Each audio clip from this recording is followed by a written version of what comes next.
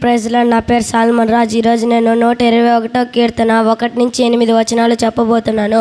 కొండల తట్టు నా కళ్ళు ఎత్తుచున్నాను, నాకు సహాయము ఎక్కడి నుండి వచ్చును? యెహోవా వలనే నాకు సహాయము కలుగును. ఆయన భూమి ఆకాశమును సృజించినవాడు. ఆయన నీ పాదమును త్రెట్టెల్లనీయుడు. నిన్ను కాపాడువాడు కొనకడు. ఇజ్రాయేలును కాపాడువాడు కొనకడు, నిద్రపోడు. యెహోవాయే నిన్ను కాపాడును. నీ గుడి పక్కలను యెహోవా నీకు నీడగా ఉండును.